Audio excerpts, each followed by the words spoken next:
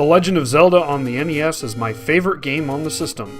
I've had a copy as long as I've had a Nintendo console. It's one of the first games I ever played. I watched my mom and dad both play through the game countless times and learned how to beat the game that way, rather than having to explore and figure things out myself. I love it half due to nostalgia and half due to the fact that I just love the satisfaction I get out of playing through it quickly.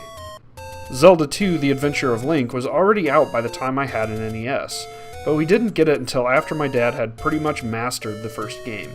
If you go back and watch some old news footage on YouTube, people were seriously hyped about this game. Even though this game was different, it was still pretty popular in my household and with my friends. Granted, I didn't beat it until I was an adult. It's a tough game. Over time, it became cool to hate on Zelda 2. And honestly, that's really only from a couple sources that aren't like real hardcore retro gaming fans. Most hardcore retro gaming fans actually really like Zelda 2. And this usually kind of comes from the casual retro gaming crowd that may not be as knowledgeable about, retro games.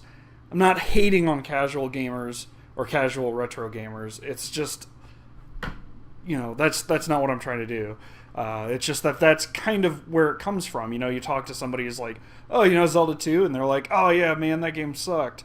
And man, I'm just digging myself in a deeper hole here, aren't I? The other place that the hate for Zelda 2 usually comes from is bigger gaming websites. Whenever they do their ranked Zelda lists, they usually put it right at the bottom and say, Zelda 2 sucked. It was so weird. It was so different.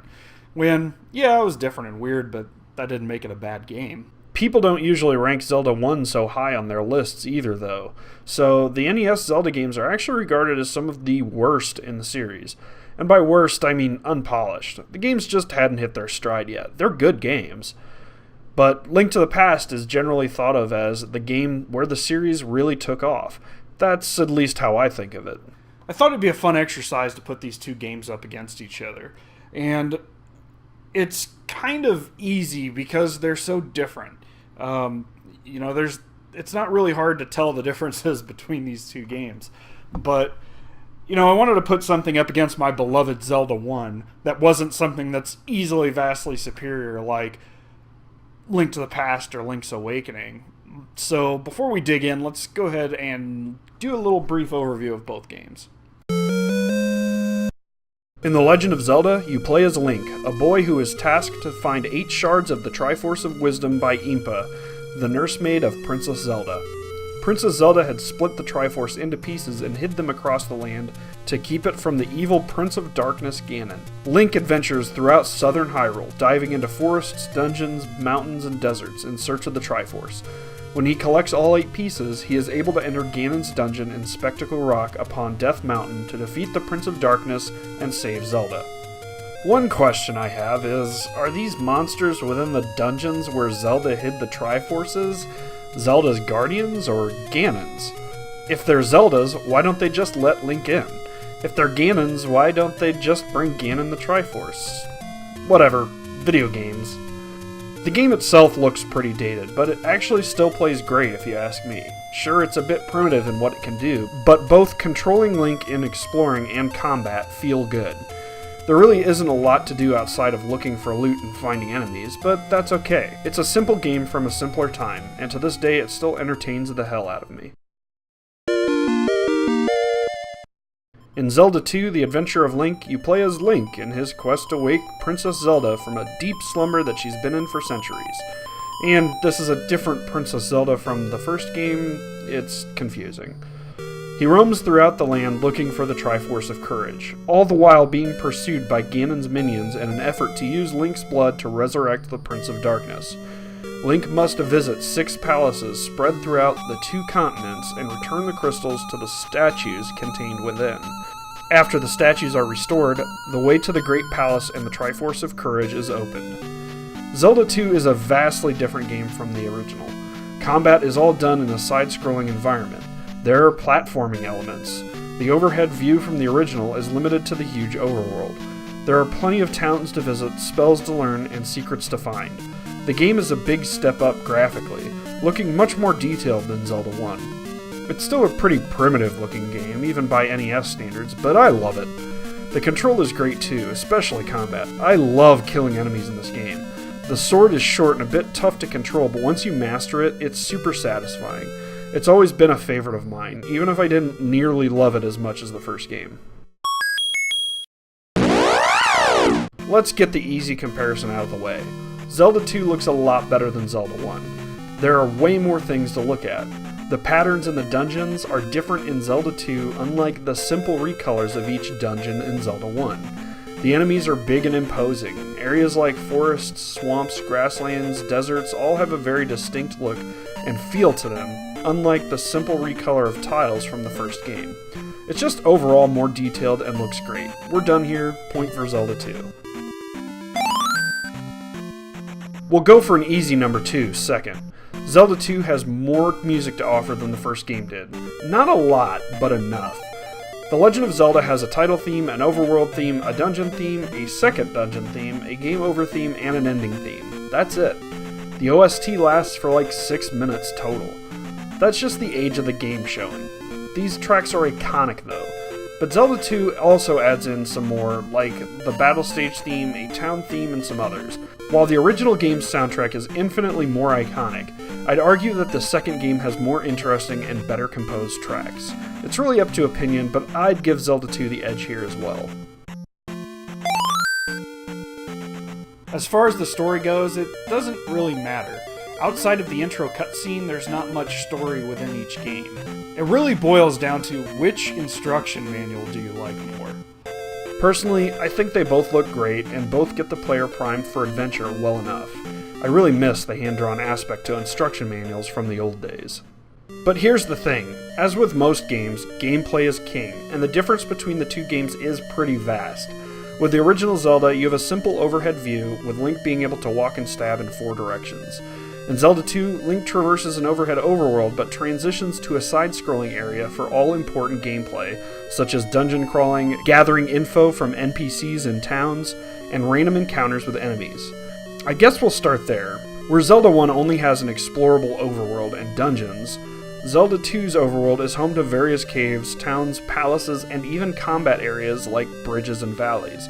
Not to mention the random encounters that happen if Link touches any of these enemy silhouettes during his travels.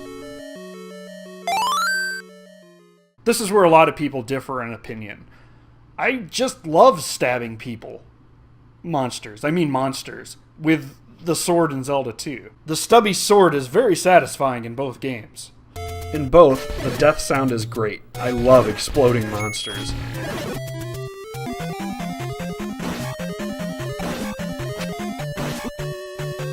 But adding in the need to defend both the top and bottom of your character on a horizontal plane adds more danger and excitement.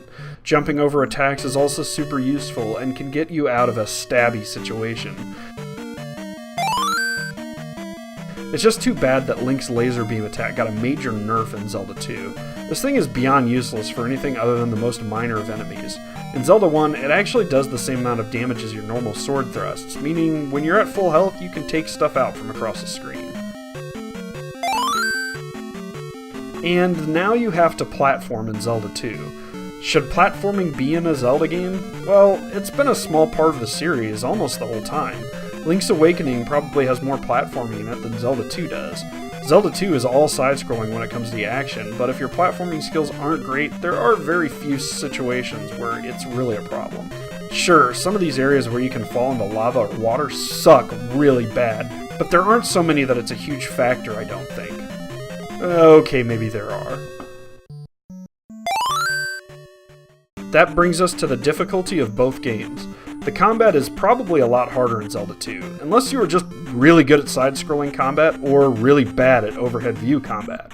Zelda 2 is hard due to the number of enemies and all the ways they can hurt you, and a lot of these enemies hit you very hard. One combat tactic that's really good to learn is how to easily kill shielded enemies. Instead of trying to play a game of block the sword and pray you hit the enemy, jumping and striking the enemy on his head with your sword works a lot better, and really enables you to skip the whole sword and shield play altogether. On top of the difficult combat, Zelda 2 incorporates a live system, and a game over kicks you back to the beginning of the game, even when you are in a dungeon. Zelda 1 mercifully leaves you back at the front of whatever dungeon you died at. At least with Zelda 2's live system, if you die, you respawn in the room that you died in with full health and magic. It's a trade-off the developers tried to incorporate, but didn't quite perfect. While Zelda 1 does have some difficult enemies and boss fights, the difficulty is more in trying to find where to go next. Zelda 2 is far more linear. Each dungeon houses an item that takes you to the next area, and the only exploring that you really need to do in the overworld is to find things like the hammer or the hidden town of New Kasuto. Everything else is pretty much laid out for you as long as you follow the clues that the townspeople give you. Zelda 1 instead relies on the cues given to you by the old man and old woman found in the dungeons and hidden caves scattered throughout the overworld. And in some cases, these clues are pretty cryptic or translated very poorly. It's not cryptic on the level of, say, Simon's Quest, but if you aren't really good at using your noodle, it can be pretty confusing. Most dungeons will at least tell you where to go next, but the clues aren't as well translated or as easy to find as in Zelda 2. The dungeons themselves both use the whole find keys, find the special item, then find and kill the boss approach. But Zelda 1 tends to use puzzles to proceed. I mean, the puzzles are really only which block do I push, or which wall do I bomb, to find a secret passageway or door. But Zelda 2 is pretty much just find the key to open the door to get to the goal. Don't get me wrong, you can still get plenty lost in the dungeons in Zelda 2, but all in all, the Zelda 1 dungeons just seem more fun to explore. There feels like there's more to do and more to see. Sure, there are rooms that look like clones of each other in Zelda 1, but Zelda 2's dungeon rooms can sometimes look so similar that you get lost just because you look around and ask, wait, haven't I been here before? Also, the original game has 9 full dungeons to the sequel's 7, but I guess if you count all the cave systems that aren't present in the original, it evens out pretty well. But at least the bosses in Zelda 2 are a lot more fun. Zelda 1's bosses can be a joke when you use the right tactics. But with Zelda 2, there's this whole side-scrolling aspect to the combat that we've already talked about, plus the fact that they actually look more interesting and scary than compared to the bosses in Zelda 1. And about those items you find in each dungeon, or elsewhere, because items aren't always found in dungeons. Well, Zelda 2 doesn't really give you much item-wise that you can use in combat. Zelda 1 has all your cool items that you can use in various situations, and they're awesome. So awesome that it's been kind of a staple in every other Zelda game to date. Not Zelda 2. Zelda 2's items are lame. All they do is open up the next area. The candle lights up cave systems, the glove allows you to break through blocks and dungeons to get to certain areas, the cross just makes invisible enemies visible on screens so you don't die while traversing areas with invisible enemies. Zelda 1 has a boomerang that freezes enemies when you hit them, a bow and arrow that allows you to shoot enemies from afar, and even shoot through some kinds of enemies. Bombs and candles not only open up secret areas, but can also be used in combat as medium-range weapons. Zelda 1's items are awesome. Zelda 2's are lame. But Zelda 2 has a magic system. Each spell does something a bit different, from increasing your defense, to adding a reflective element to your shield, to restoring life. They're all pretty cool, but for the most part they take the place of the items from Zelda 1. And the spells are fun to use, but magic management can be a pain. Spells cost magic power, and magic power is restored by magic pots. Magic pots can be hard to come by if you don't know where to look. In some cases, you can find them by stabbing statues, which is usually when I'll fire off a life spell, then pick up the red magic pots that drop to fully restore my magic. It's a cool system, but I still think I like my Zelda 1 items a lot better.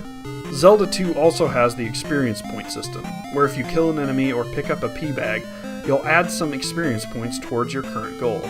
Each goal obtained will level up your attack, your magic, which helps decrease the cost of spells, and life, which is really how many attacks you can take before you die.